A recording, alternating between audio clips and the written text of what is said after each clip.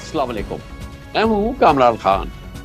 8 फरवरी के इलेक्शन मुतनाज़े थे, शफाफ थे, धांधली ज़दा थे। पूरी दुनिया को अब इंतखाबी शफाफियत से कोई ग़र्ज़ नहीं, बल्कि शहबाज शरीफ के वज़ीर आज़म बनने के बाद आलमी लीडरशिप नई मुंतखब हुकूमत से पुख्ता ताल्लुकात की ख्वाहां है। चीन और रूस से लेके अमरीका और सऊदी अरब से भारत तक शहबाज हुकूमत को तहनीती पैगामात का तांता बन गया है। दुनिया के किसी भी मुल्क ने इलेक्शन में धांधली से मुतालिक पाकिस्तान और आलमी मीडिया के इल्जामात की तहकीकात का तस्करा तक नहीं किया। लग रहा है कि आलमी बरादरी बड़ी ताकतों और IMF के लिए भी शहबाज शरीफ पाकिस्तान के किसी भी दूसरे वज़ीर आज़म से ज्यादा काबिल कबूल है। यही वजह है कि शहबाज शरीफ के वज़ीर आज़म बनने और नई हुकूमत के साथ दोस्ताना ताल्लुकात के लिए ये तमाम फतेहपुर आज़म है। शहबाज शरीफ के वज़ीर आज़म मुंतखब होने के कुछ देर बाद ही चीन के सदर शी जिनपिंग और वज़ीर आज़म ली कांग ने मुबारकबाद के पैगाम भेजे। कल चीनी वज़ारत खारजा तर्जुमान ने इस उम्मीद का इजहार किया कि शहबाज शरीफ की क़यादत में दोनों मुल्क सीपैक को मुख्तलिफ शोबों तक मजीद बढ़ा सकते हैं। दूसरे जानिब पाकिस्तान के अजीज तरीन दोस्त अरब ममालिक भी वालिहाना खुशी का इजहार कर रहे हैं। सऊदी वली अहद शहजादा मोहम्मद बिन सलमान और UAE के वज़ीर आज़म और दुबई के हुक्मरान शेख मोहम्मद बिन राशिद अल मखतूम ने अपने पैगामात में वज़ीर आज़म शहबाज शरीफ को मुबारकबाद दी है। वली अहद मोहम्मद बिन सलमान ने इस तवक्के का इजहार किया है कि शहबाज शरीफ की कामयाबी पाकिस्तान के अवाम की मुस्तकबिल में तरक्की और खुशहाली की जामिन होगी। रूस के सदर पुतिन ने उर्दू में मुबारकबाद दी। सदर पुतिन ने दोनों मुल्कों के दरमियान दोस्ताना ताल्लुकात में इजाफे की ख्वाहिश का इजहार किया। ईरान के सदर मोहम्मद रईसी, तुर्की के सदर तैयब एर्दोगान, ताजिकिस्तान के सदर इमामली रहमानोव, मलेशिया के वज़ीर आज़म अनवर इब्राहिम ने जनाब शहबाज शरीफ को टेलीफोन करके नेक ख्वाहिशात का इजहार किया। इन रहनुमाओं ने शहबाज शरीफ की क़यादत में दो तरफा ताल्लुकात को बेमिसाल बुलंदियों तक ले जाने की ख्वाहिश का इजहार किया। वज़ीर आज़म नरेंद्र मोदी ने भी अपने ट्विटर अकाउंट से वज़ारत उज़्मा का हल्फ उठाने पर शहबाज शरीफ को मुबारकबाद पेश की। पाकिस्तान में तैनात अमरीकी सफ़ीर डोनाल्ड ब्लूम ने सफारत खाने के ऑफिशियल अकाउंट से मुबारकबाद का पैगाम भेजा। इस ख्वाहिश का इजहार किया गया कि अमरीका पाकिस्तान की नई हुकूमत अवाम के साथ मिलकर काम करने का मुंतज़िर है। अमरीकी दफ्तर खारजा के तर्जुमान का कहना है कि अमरीका मुंतखब वज़ीर आज़म शहबाज शरीफ और नई हुकूमत के साथ मुश्तरका मफादात को आगे बढ़ाने पर तवज्जो मरकूज रखेगा। बेशक पाकिस्तान जिस माशी भंवर में फंसा हुआ है उसे निकालने में मुतहर्रिक खारजा पॉलिसी और आलमी बरादरी से दोस्ताना ताल्लुकात इस वक्त पाकिस्तान की सबसे बड़ी जरूरत है। अमरीका में हुकूमत तब्दीली के लिए इलेक्शन का साल है। शहबाज हुकूमत को चीन और अमरीका सर जंग में से काम लेना होगा। पाकिस्तान को चीन के साथ सीपैक के मंसूबे आगे बढ़ाने हैं तो अपनी बैरूनी अदायगियों के लिए अमरीकी ज़ेर असर IMF और वर्ल्ड बैंक जैसे इदारों को भी राजी करना है। इतलात के मुताबिक पाकिस्तान के नई हुकूमत में नए वज़ीर खारजा जनाब इसहाक डार हो सकते हैं, जिन्हें इस दफ़ा मईशत के हवाले से कोई जिम्मेदारी नहीं सौंपने का फैसला हुआ है। लेकिन बहरहाल ये फैसला अभी सरकारी तौर पर सामने आना है, मगर ये पाकिस्तान की खारजा पॉलिसी के हवाले से कौन वज़ीर खारजा होता है ये बहुत अहम मामला होगा। पाकिस्तान की नई हुकूमत के हवाले से आलमी ताकतों का, आलमी लीडरशिप के पैगामात और पाकिस्तान के साथ मजबूत मुस्तहकम ताल्लुकात का ख्वाह होना, तमाम मौज़ूआत पर बात करते हैं। हमारे साथ मौजूद है पाकिस्तान की बहुत सीनियर और बहुत नामवर साबिक सफारतकार, चीन में रही है, यूरोपियन यूनियन में पाकिस्तान की एम्बेसडर रही है, मोहतरमा नुकबाना हाशमी हमारे साथ मौजूद हैं। बहुत शुक्रिया नुकबाना साहब। ये फरमाइएगा कि इससे पहले 6 माह तक हमारे पास केयर टेकर गवर्नमेंट रही है, तासुर बड़ा अच्छा था, इमेज बहुत अच्छा था, लेकिन ज़ाहिर हमें ये लग रहा था कि तमाम बड़ी ताकतें जो हैं वो किसी लॉन्ग टर्म एग्रीमेंट के साथ, किसी लॉन्ग टर्म कमिटमेंट को जाहिर नहीं करना चाह रहे थे। वो चाहते थे कि इलेक्शन हो जाए फिर नई हुकूमत आए। तो जिस तरह के पैगामात आए, मिसाल के तौर पे, खास तौर पे आपकी बड़ा तजुर्बा है चीन से, प्रेसिडेंट जी का और फिर प्राइम मिनिस्टर का विद इन मिनट्स जो है वो शहबाज शरीफ साहब के हल्फ उठाने के बाद पैगाम आया। तो हम क्या ये तवक्के कर सकते हैं कि अब चाहे सीपैक हो, चाहे अरब मुल्कों की पाकिस्तान के साथ जो रिवायती दोस्ती और जो गर्मजोशी है वो है, इन तमाम मामलात में अब हम ठोस डेवलपमेंट्स देखेंगे और ठोस अगर सरमायाकारी की जरूरत है या ठोस कमिटमेंट की, अमली कमिटमेंट की जरूरत है, तो अब हमें तवक्के है कि वो होगी। देखिए, केयर टेकर गवर्नमेंट किसी भी मुल्क में हो, इंक्लूडिंग पाकिस्तान, तो सारी दुनिया को मालूम होता है कि इनका काम इलेक्शन करवाना है और ये कोई लॉन्ग टर्म डिसीजन सब्सटेंटिव लेना इनका मैंडेट नहीं है, इसीलिए वो उस तरह सब्सटेंटिव उनके साथ एंगेजमेंट नहीं करते। लेकिन जब एक पॉलिटिकल डिस्पेंसेशन आ जाती है, और ख़ास तौर पे ऐसी डिस्पेंसेशन जिसके साथ उन्होंने पहले भी काम किया है और उनको ये तजर्बा है कि ख़ास तौर पे इकोनॉमिक डेवलपमेंट में वो बहुत ज़्यादा तवज्जो देंगे, तो इससे एक बड़ा पॉजिटिव इम्प्रेशन जाता है। अब देखिए, सबसे पहले तो प्रेसिडेंट शी जिनपिंग ने अपना कॉन्ग्रेचुलेटरी मैसेज भेजा, और अगर आप उस मैसेज को गौर से पढ़ें तो वो बेसिकली एक पॉलिसी स्टेटमेंट भी है, और एक इस बात का जो पाकिस्तान में उनका कॉन्फिडेंस है और जो नई डिस्पेंसेशन में उनका कॉन्फिडेंस है वो साफ नजर आता है, क्योंकि उन्होंने फौरन ही कहा कि अब हम इसको हाइब्रिड मॉडल पे लेके फर्दर इस सीपैक को लेके जाएंगे, और इसका जो सेकंड फेज है जो बेसिकली बहुत ही अहमियत का हामिल है, जिसमें आपके प्राइवेट इन्वेस्टमेंट्स आएंगी, जॉइंट वेंचर्स होंगे, जिससे पाकिस्तान की तरक्की, इंडस्ट्रियल तरक्की होगी और लोगों को उसका फायदा होगा।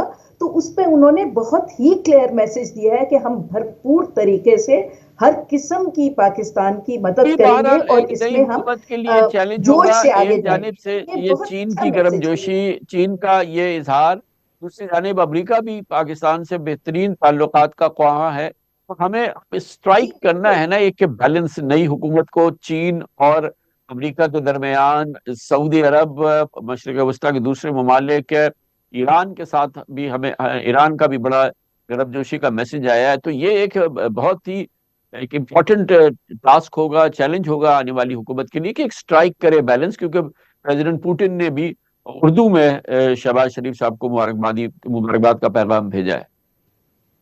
देखिए, दुनिया जिस तरफ जा रही है उसमें इसमें कोई दो राय है ही नहीं कि पाकिस्तान जो है उसे एक बैलेंस रखना है, और ये एक थोड़ा सा मिसपरसेप्शन है हमारे ज़हनों में कि शायद हमने पिछले 75 साल में अमेरिका और चीन में या बाकी अपने जो दोस्त हैं ईरान और सऊदीया में बैलेंस नहीं रखा। बैलेंस हमने रखा है, और आजकल के जिस तरह का फ्लक्स है इंटरनेशनल कम्युनिटी में, बैलेंस रखना बहुत ज़रूरी है। लेकिन देखिए, तमाम ममालिक को इस बात का बड़ी अच्छी तरह इदराक होता है कि और है कि पाकिस्तान किसी भी ब्लॉक का हिस्सा नहीं बनना चाहता, वो किसी प्रॉक्सी वॉर का हिस्सा नहीं बनना चाहता।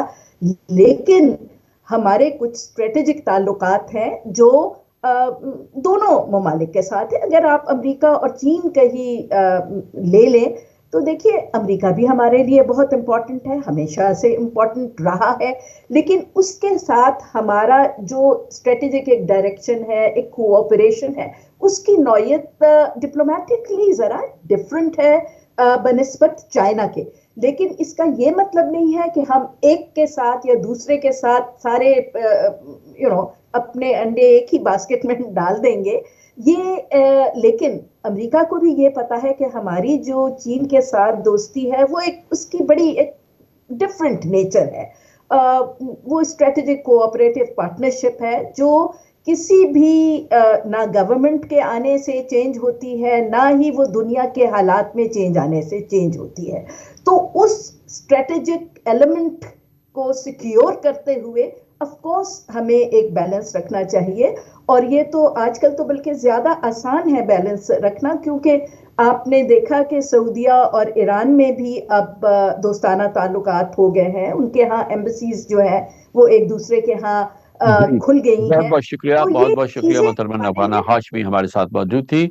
अब साबिक सफीर और पाकिस्तान की साबिक सीनियर सफारतकार, कमर्शियल ब्रेक, उसके बाद बहरहाल सबसे बड़ा चैलेंज शहबाज शरीफ की नई हुकूमत के लिए मईशत का चैलेंज है, और पहले दिन ही, पहले घंटों में ही मईशत के हवाले से जनाब शहबाज शरीफ ने पहला इजलास बुलाया है, हिकमत अमली तरतीब देने का काम शुरू हो गया है। उनके दस्तरास्त इस मामले में मुस्लिम लीग नून के जनाब डॉक्टर मुसद्दिक मलिक हमारे साथ होंगे एक छोटे से वक्त के बाद। पाकिस्तान को बदतरीन माशी चैलेंजेस का सामना है। नई हुकूमत की अव्वलीन तरजीह IMF समेत आलमी मालियाती इदारों का एतमाद जीतना है। कल वज़ीर आज़म शहबाज शरीफ ने हल्फ उठाने के चंद घंटों के बाद ही मुल्क की मईशत की बहाली से मुताल्लिक तफसीली ब्रीफिंग ली। گزشتہ روز اپنی معاشی ٹیم کو IMF سے نئے طویل مدتی بیل آؤٹ پیکیج کے لیے مذاکرات شروع کرنے کا گرین سگنل بھی دیا ہے۔ اجلاس میں وزیر اعظم کا کہنا تھا کہ حکومت ملک میں سرمایہ کاری کے فروغ اور کاروباری برادری کو فیسیلیٹیٹ کرنے کے لیے بھرپور کام کرے گی۔ FBR سمیت دیگر اداروں میں شفافیت کے لیے آٹومیشن کا پھر کہا گیا کہ وہ ناگزیر ہے، فوری کام ہوگا۔ وزیر اعظم نے نقصان میں چلنے والی حکومتی مالیاتی اداروں کی جلد نجکاری کا بھی عندیہ دیا۔ مسلسل ہم یہ بات سنتے رہے ہیں۔ شہباز شریف صاحب نے معیشت بحالی حکمت عملی ترتیب دینے کا آغاز تو کیا ہے۔ پرنسس اسٹاک پہ معیشت سے متعلق کل کے اجلاس میں سابق وزیر خزانہ اسحاق ڈار موجود نہیں تھے۔ لگتا ہے کہ نواز شریف کے سب سے قریبی ساتھی اور 4 بار وزیر خزانہ رہنے والے اسحاق ڈار پہلی دفعہ نون لیگ کی معاشی ٹیم سے خارج ہو چکے ہیں۔ اطلاعات ہے کہ نگراں حکومت میں وزارت خزانہ کے امور احسن طریقے سے انجام دینے والی ڈاکٹر شمشاد اختر ہی شہباز شریف حکومت میں بھی وزارت خزانہ کی فی الحال ذمہ داری سنبھالیں گی۔ ابھی اس کا فیصلہ ہونا باقی ہے اور اس کا اعلان ہونا باقی ہے۔ ابھی بینک کے صدر محمد اورنگزیب کو وزیر اعظم کا معاون خصوصی برائے معیشت تعینات کرنے کا فیصلہ کر لیا گیا ہے، جو گزشتہ روز وزیر اعظم کی پہلی معاشی میٹنگ میں بھی موجود تھے۔ پاکستان کو قرضوں کی ادائیگی اور کرنٹ اکاؤنٹ خسارے کی فائنینسنگ کے لیے اگلے مالی سال تقریباً $30 ارب چاہیے۔ ان حالات میں IMF کے نئے پروگرام میں جانا پاکستان کے لیے ہر صورت انتہائی ضروری ہے۔ اس میں کسی بھی وجہ سے تاخیر پاکستان کے معاشی مسائل کو بڑھا سکتی ہے۔ سب حاصل کرنے کے لیے شہباز شریف حکومت کیا حکمت عملی ترتیب دے رہی ہے؟ کل اس سلسلے میں کیا احاطہ کیا گیا؟ ایک اہم میٹنگ کی شہباز شریف صاحب نے، جس میں ان کی دائیں پہ بیٹھے پاکستان مسلم لیگ نون سے تعلق رکھنے والے معیشت کے باہر بھی ہیں، انرجی امور کے باہر ڈاکٹر مصدق ملک ہے۔ اس وقت ہمیں جوائن کر رہے ہیں ڈاکٹر مصدق ملک۔ بہت بہت شکریہ مصدق ملک صاحب، آپ نے ہمیں جوائن کیا ہے۔ مجھے یہ بتائیے ڈاکٹر صاحب کہ یہ اس وقت جب یہ چیلنج کا آغاز کیا جا رہا ہے، SIFC بہت کام کر چکی ہے، بڑا سینٹرل رول رہا ہے پچھلے 6 مہینوں میں، اور آخری چند ہفتوں میں شہباز شریف صاحب نے PDM کی حکومت میں SIFC قیام میں بھی ان کا بڑا حصہ تھا۔ یہ زرعی شعبہ ہوا، معیشت ہو، فائنانس کے تمام معاملے، اکانومی کے تمام معاملات، اس میں جو ہماری SIFC اس کا بڑا کلیدی کردار ہے۔ اور میں دیکھ رہا ہوں کہ اب اسحاق ڈار صاحب پہلی بار نون لیگی حکومت میں نظر نہیں آ رہے، گویا کہ بہت ہی نیوکلس ہوگا SIFC اور اس کا مرکزی کردار ہوگا اس معاشی مشن میں، جس کا عزم کر رہے ہیں جناب شہباز شریف، اور ان کی حکومت کی ذمہ داری بھی ہے۔ جی بالکل، سینٹرل انسٹرومنٹ جو وزیر اعظم کے گمان میں ہے، جسے استعمال کیا جائے گا، کیونکہ آپ نے دیکھا ہے کہ SIFC کی مختلف لیولز کے اوپر وفاقی حکومت بھی بیٹھی ہے، صوبائی حکومت بھی بیٹھی ہے اور ڈسٹرکٹ کی حکومت بھی بیٹھی ہے۔ جو 100 قوانین ہیں اس کی جگہ 10 یا 15 بنیادی قوانین اور ریگولیشنز بنائیں گے اور ایز آف بزنس کو بڑھائیں گے۔ یعنی پاکستان ایک ایسی جگہ بنے گی جہاں پہ you can plug and play business, کہ آپ پہلے اجازتیں لینے کے اندر ہی ایک 2 3 مہینے خوار ہو رہے ہیں، اجازت لے لی تو پتہ چلا انوائرمنٹ تو پروونس کی ہے، پھر وہاں بھاگے، یہ سب ختم ہوگا۔ اس میں پیوٹل کردار SIFC ادا کرے گی۔ سب سے پہلے ہمارے ذہن میں یہ ہے کہ اس سے پہلے کہ ہم اور ڈیٹ لیں، ہم ایکوٹی لے کر آئیں گے تاکہ دنیا کو یہ باور کروائیں کہ پاکستان بینکرپٹ نہیں ہے۔ اگر پرائیویٹائزیشن کے ذریعے منرلز اور مائنز جو ہیں ان کے اندر انویسٹمنٹ لانے کے ذریعے کوئی 10-15 بلین ڈالر کی فوری طور پہ انویسٹمنٹ آتی ہے، تو پوری دنیا میں ایک ٹھہراؤ پاکستان کے لیے پیدا ہو جائے گا کہ یہ کوئی ایسا ملک نہیں ہے جو اپنی مشکلات کی وجہ سے خدا خاکم بدہن بینکرپسی کی طرف جا رہا ہے۔ اس وقت پھر جب ہمارا رسک کم ہو جائے گا تو پھر ہم گلوبل مارکیٹ سے جا کے ڈیٹ کیپٹل بھی کم سود کے اوپر، یعنی کم کیپٹل کی کاسٹ کے اوپر ریز کریں۔ میں جو سمجھ رہا ہوں ڈاکٹر صاحب، آپ یہ کہہ رہے ہیں نا کہ آپ اس بات کی تصدیق کر رہے ہیں کہ SIFC کا کردار ایک اینکر کا ہوگا، وہ سب سے بڑا ستون ہوگا، اور حکومت کے جو بھی معاشی بحالی اور گروتھ کے لیے پلان ہے وہ SIFC اس کا محور ہوگا، کنٹینیو کرے گا۔ دیکھیے وزارت کو بھی ہم کمزور تو نہیں کریں گے نا، جو کام وزارت کے ہیں، جو ہماری سینٹرل تھیمیٹک آئیڈیاز ہیں وہ تو SIFC میں جائیں گے۔ اس کے علاوہ وزارتوں کی کیپیبلٹی جو ہے وہ ہم بڑھائیں گے، اور ایک نئی بڑی مؤثر ٹیم آپ کے سامنے آئے گی جو ابھی وزیر اعظم جس کا اعلان کریں گے کچھ دنوں میں، تو آپ دیکھیں گے کہ وزارتوں کو بھی بڑی چیلنجنگ ٹارگٹس دیے جائیں گے۔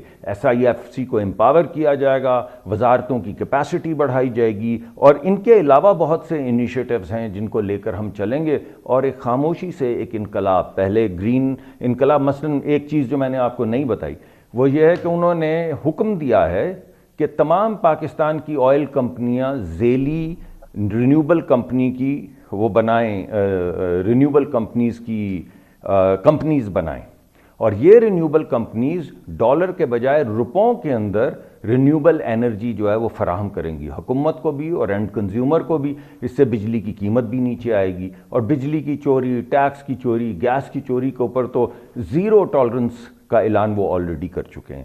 کسان کو ایکسپورٹر بنانا ہے, ایکسپورٹ کی ایک علیحدہ پالیسی بن رہی ہے جس کا بہت جلد اعلان کر دیا جائے گا. تو وہ بھی یہ پورا خاکہ ہے, یہ جو معیشت کا اکنامک ریہیبلیٹیشن یا کنسالیڈیشن یا گروتھ کا خاکہ ہے, اس کی پولیٹیکل جو پرائرٹیز ہیں وہ بیان کیجیے ڈاکٹر صاحب. دیکھیے, میرے خیال میں خاکہ تو وزیر اعظم صاحب آلریڈی بنا چکے ہیں. اب تو اس کی تفصیلات وہ طے کر رہے ہیں, مختلف جو ہمارے ڈپارٹمنٹس ہیں ان کو بلا رہے ہیں تاکہ اس کی امپلیمنٹیشن کے اوپر ذرا بات بھی ہو سکے اور اس کے پلانز بھی تفصیلی بن سکیں.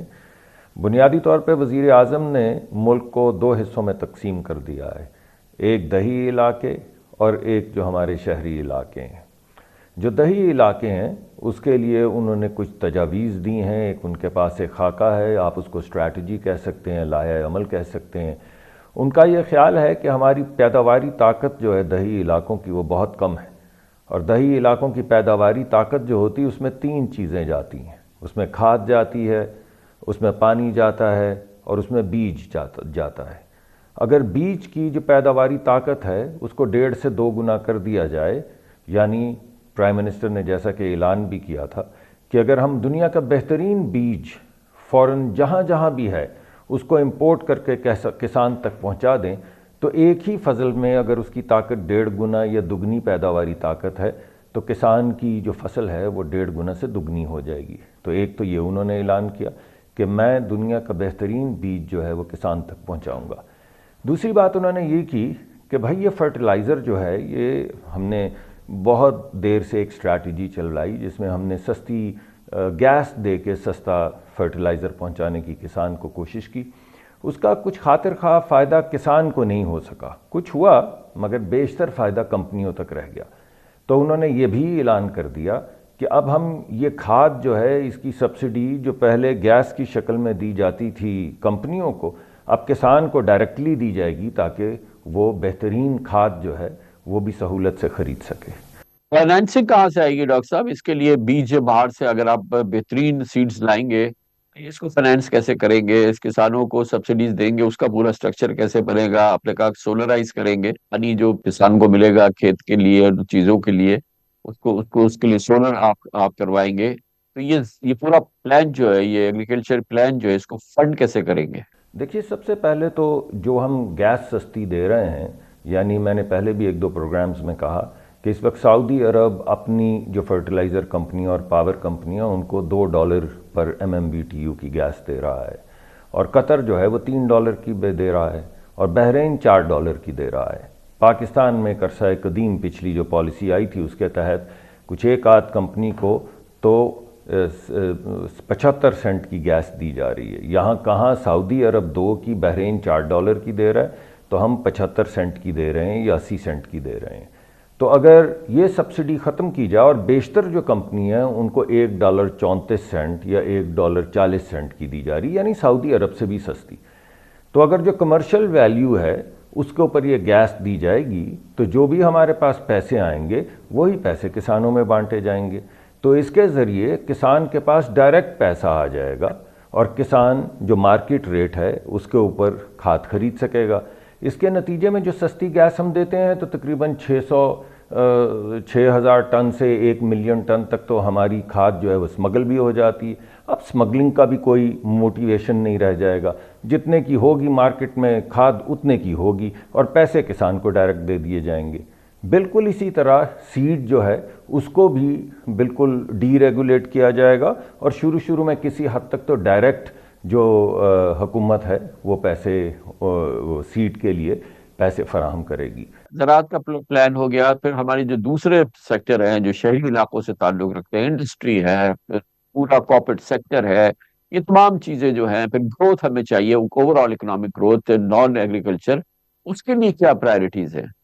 شہروں میں آپ کو یاد ہوگا کہ وزیر اعظم نے اپنی تقریر میں بھی کہا تھا کہ میں بڑی سختی سے, یہ یاد رہے انہوں نے لفظ استعمال کیا, سختی سے پابند کروں گا بینکوں کو کہ وہ یہ جو ہمارے نوجوان کروڑوں بچے جو اسکولوں سے کالجوں سے نکل رہے ہیں، جن کے پاس روزگار نہیں ہے، وہ چھوٹے چھوٹے کاروبار کرنے کی اہلیت رکھتے ہیں، وہ ایک سرٹن پرسنٹیج جو ڈپازٹس اس ڈویژن سے لیتے ہیں وہ ایس ایم ای سیکٹر کو دیں، یعنی ان بچیوں اور بچوں کو جو جن کے ذہن میں کوئی خاکہ ہے، کوئی خواب ہے، وہ کوئی نیا کاروبار شروع کرنا چاہتے ہیں، تو بینکس کو موٹیویٹ کیا جائے گا کہ وہ یہ پیسے ایس ایم ای کو دیں، اور اگر وہ اپنے ٹارگٹس میٹ نہیں کرتے تو کل حکم دے دیا گیا ہے اسٹیٹ بینک کو کہ وہ طریقہ کار طے کریں کہ کس طریقے سے پھر ان بینکس کو جو کہتے ہیں کہ بھئی آپ نے کہہ دیا، ہم نے سن لیا، ہم تو یہ نہیں کرنے والے، تو کس طریقہ کار کے ذریعے پھر ان کو ٹیکس کیا جائے گا یا کوئی اور انسٹرومنٹ استعمال کیا جائے گا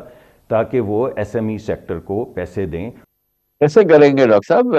سینٹرل بینک تو ایک اس میں حکومت میں تو مداخلت ہو نہیں سکتی، وہ تو آٹونومس بنی ہے، اس کو پر ہم نے اتھارٹی دی ہے، اٹانومی دے دی ہے۔ دوسری چیز بینکنگ سیکٹر تو ہمارا سارا آلموسٹ پرائیویٹ سیکٹر میں ہے، تو اس میں حکومت کیسے ان کو ڈکٹیٹ کر سکتی ہے کہ آپ یہ کریں اور آپ یہ نہ کریں، اور سینٹرل بینک کو کیسے کہہ سکتی ہے کہ آپ اس پالیسی کو چلائیں اور اس طرح سے کریں؟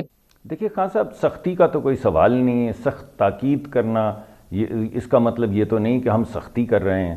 اگر کوئی نہیں دینا چاہتا، ٹارگٹ نہیں میٹ کرنا چاہتا، تو گورنمنٹ کے پاس ایک فسکل انسٹرومنٹ تو ہے، گورنمنٹ فسکل انسٹرومنٹ استعمال کرتے ہوئے جو پیسے وہ نہیں دینا چاہتے وہ ٹیکس کے ذریعے اکٹھے کر کے ڈائریکٹلی کسی اور طریقہ کار کے ذریعے، کسی ایس ایم ای بینک کے ذریعے نوجوان لڑکیوں اور لڑکوں تک پہنچانا شروع کر دے گا۔ اس میں کوئی ایسا تھوڑی کہ کسی کو پکڑ لیں گے، دھکڑ لیں گے، مجبور کریں گے، کوئی سختی وقتی اس سے زیادہ تو نہیں ہے۔ شکریہ ڈاکٹر مصدق ملک، ہمیں بتا رہے تھے کہ کیا پرائرٹیز ہے، کیا کیا جا رہا ہے، معیشت کو بحال کرنا ہے، اس کو کنسالیڈیٹ کرنا ہے، گروتھ لانی ہے پاکستان میں۔ شہباز شریف صاحب ان کی حکومت اس سلسلے میں کیا کر رہی ہے، کمرشل بریک اس کے بعد ذکر کریں گے۔ طویل عرصے سے کشمکش جاری ہے الیکشن کمیشن آف پاکستان اور پی ٹی آئی کے درمیان۔ اب لگتا ہے کہ الیکشن کمیشن نے بالآخر پی ٹی آئی کو چاروں شانے چت کر دیا ہے۔ کل اس کی مخصوص رجسٹروں کے حوالے سے کیس میں اس کے اگینسٹ فیصلہ آیا۔ توقع کے عین مطابق آج وہ نشستیں جو ہیں وہ دوسری سیاسی جماعتوں میں بانٹ بھی دی ہیں الیکشن کمیشن آف پاکستان نے۔ اس پر بات کرتے ہیں تفصیل سے ایک چھوٹے سے وقفے کے بعد۔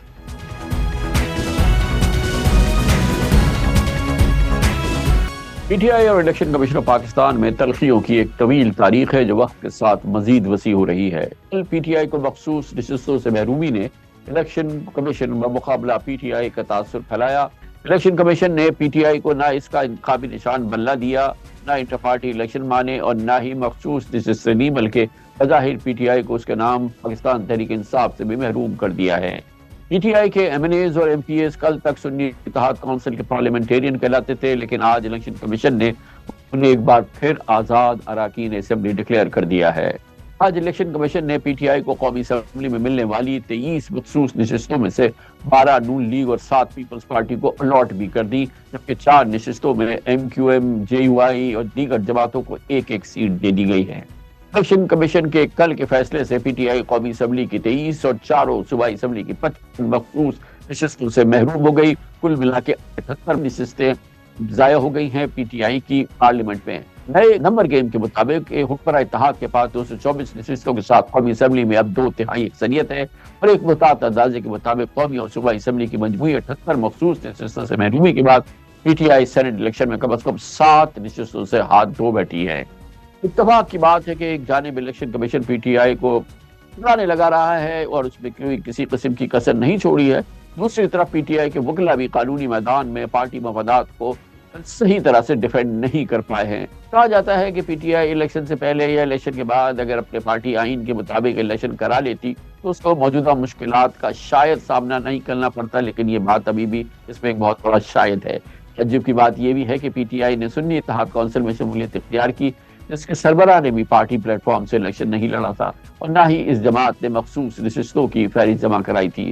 بہت اہم موضوع ہے، اس پہ بات کرنے کے لیے ہمارے ساتھ موجود ہیں، اس کے قانونی اور عدالتی نکات پہ غور کریں گے محترم بیرسٹر صلاح الدین ہمارے ساتھ ہیں، سابق صدر سندھ ہائی کورٹ بار ایسوسی ایشن، اور جناب احمد بلال محبوب ایگزیکٹو ڈائریکٹر پلڈاٹ بھی ہمارے ساتھ موجود ہے۔ بیرسٹر صلاح الدین صاحب آپ فرمائیے گا، بھی ہم نے دیکھا ہے کہ الیکشن کمیشن کے متعدد جو فیصلے آئے ہیں پچھلے چند مہینوں کے دوران، ایک طرح سے پی ٹی آئی کو اور اس کے جو اس کے الیکشن ہوا، پھر الیکشن جس طرح سے ہوا، پھر اس کے جو نتائج آئے، بہرحال یہ ایک پوری سیاسی جماعت، یہ پوری سیاسی قوت جو ہے اس کو چاروں شانے فکس کر دیا گیا ہے، اور اب آپ نے دیکھا کہ ریزرو سیٹس جو ہیں ان کی آج کارڈ بھی دی ہیں، کل فیصلہ دیا اور آج وہ ریزرو سیٹس الیکشن کمیشن نے دوسری سیاسی جماعتوں میں بانٹ دی، اور اس طرح سے جو حکمراں اتحاد ہے اس کی الیکشن میں چاہے جو بھی نتیجہ ہو آج 2/3 اکثریت پہ وہ کھڑی ہے۔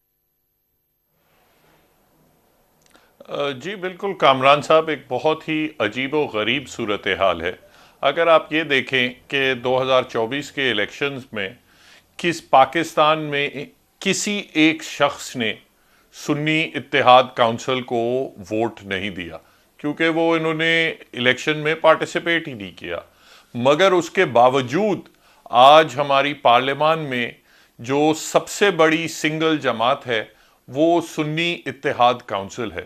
اس کو انگریزی میں تو صرف ایک ایبسرڈٹی کہا جا سکتا ہے، اور میں سمجھتا ہوں کہ اس میں بہت نیچرلی الیکشن کمیشن کا بھی بہت رول ہے، مگر دوسری بات جو سپریم کورٹ کا جو فیصلہ آیا تھا جس میں الیکشن کمیشن کا وہ ڈیسیژن اپہولڈ کیا تھا، اس کی بھی پوری ذمہ داری سپریم کورٹ پہ آیا ہوتی ہے کہ یہ اتنی سٹرینج سچویشن ہے کہ آپ کی سب سے بڑی جماعت پارلیمنٹ میں وہ ہو جس کو ایک ووٹ بھی نہیں ملا۔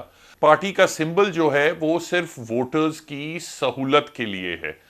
اگر کوئی پارٹی سمبل نہیں لیتی تو اس کا یہ مطلب نہیں ہے کہ پارٹی یا اس کو نہیں ملتا تو اس کا یہ مطلب نہیں ہے کہ پارٹی کا وجود ختم ہو گیا ہے یا وہ پارٹی جو ہے الیکشنز میں حصہ نہیں لے سکتی۔ تو بہرحال جو بھی کینڈیڈیٹس جنہوں نے سرٹیفکیٹ دیا کہ ہم پاکستان تحریک انصاف کے لیے کی طرف سے نامزد کینڈیڈیٹس ہیں، تو ان کو as P T I candidates ہی تصور کر کے ان کے ریزلٹس اکارڈنگلی اناؤنس کرنے چاہیے تھے۔ اور جب بات آتی ہے ریزروڈ سیٹس کی، ریزروڈ سیٹس پہ بھی ان کو جو ان کی پارٹی کی اسٹرینتھ تھی اس کے مطابق دینا چاہیے تھا۔ اول تو یہ بات ہے کہ آئین کی جو ریکوائرمنٹ ہے وہ ریکوائرمنٹ یہ ہے کہ پارٹیز کو as per their strength proportionately reserved seats دی جائیں گی۔ باقی جو الیکشن ایکٹ کے تحت اور الیکشن رولز کے تحت جو بھی الیکشن کمیشن کو پاورز دیے گئے ہیں یا ریکوائرمنٹس دیے گئے ہیں وہ آئین کے ماتحت رہیں گے۔ یہاں ایشو پی ٹی آئی کا نہیں ہے، یہاں ایشو یہ ہے کہ جو پاکستان کی عوام ہیں جنہوں نے کسی کینڈیڈیٹس کو نامزد اپنے ریپریزنٹیشن کے لیے الیکٹ کیا ہے، ان کا آگے ریپریزنٹیٹیوز ہونے چاہیے ریزرو سیٹوں پہ اور خواتین کی نشستوں پہ۔ وہ آپ عوام سے ان کا یہ رائٹ آف ریپریزنٹیشن جو ہے وہ ایسے فیصلوں سے نہیں چھین سکتے۔ احمد بلال صاحب، اس سے پہلے 2-3 بار جب آپ سے بات ہوئی تو آپ کے نزدیک یہ ایشو ہی نہیں تھا کہ یہ ریزروز جو ہیں یہ پی ٹی آئی کو جانی چاہیے، یہ پی ٹی آئی کو ملنا چاہیے، یہ اسی کا حق ہے۔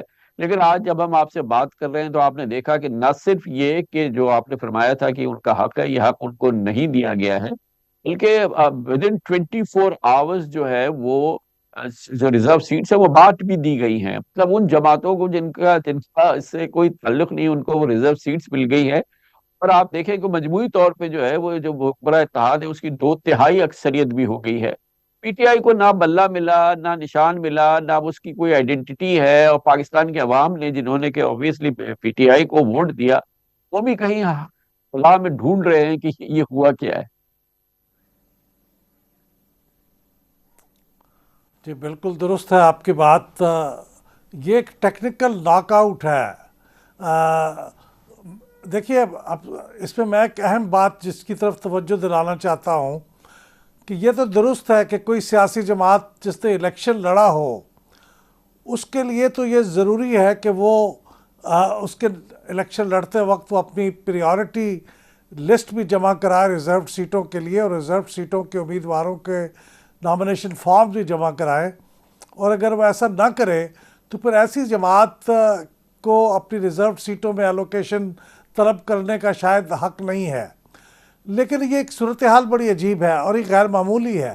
اور غیر معمولی بات یہ ہے کہ کیسی سیاسی جماعت جو انلسٹڈ بھی ہے الیکشن کمیشن کے پاس، لیکن اس نے الیکشن نہیں لڑا، اس الیکشن وہ وجود میں آئی ہے بحیثیت ایک پارلیمانی پارٹی کے جنرل الیکشن کے بعد، اور اس وقت وجود میں آئی ہے جب بڑی تعداد میں انڈیپینڈنٹ ممبرز نے اس کے اندر شمولیت کی ہے۔ اب جب کہ وہ وجود میں آ گئی ہے تو ہمارا جو قانون ہے وہ اس بات کا احاطہ نہیں کرتا کہ ایسی سیاسی پارٹی کے ساتھ کیا سلوک کیا جائے گا ریزروڈ سیٹس کا۔ مطلب یہ ہے کہ اس کو منع نہیں کیا گیا ہے، وہ احمد ایک بلال سیاسی صاحب پارٹی دیکھیں، ہے۔ یہ تو اس وقت ہوا جب یہ ثابت ہو گیا کہ یہ آزاد اراکین پی ٹی آئی نہیں ہو سکتے، پی ٹی آئی کی شناخت اختیار نہیں کر سکتے، جو آپ کے نزدیک ایشو ہی نہیں تھا۔ تو پہلے تو ان کو یہ حق ہی نہیں دیا گیا، یا وہ ان کو یہ حق دستیاب ہی نہیں ہوا، تو وہ رائٹ لیفٹ بھاگے اور انہوں نے پھر اس جماعت کو پکڑا۔ لیکن بنیادی بات تو یہ ہے کہ جن لوگوں کو ووٹ ملا تھا پی ٹی آئی کا، پی ٹی آئی کے نام پہ، اور وہ ان کو مخصوص نشستیں ملنی چاہیے تھے، آپ کے نزدیک یہ ایشو ہی نہیں تھا، ان کو ہر صورت پہ ملنی چاہیے، تو پہلے تو ہم اس کو ایڈریس کریں نا۔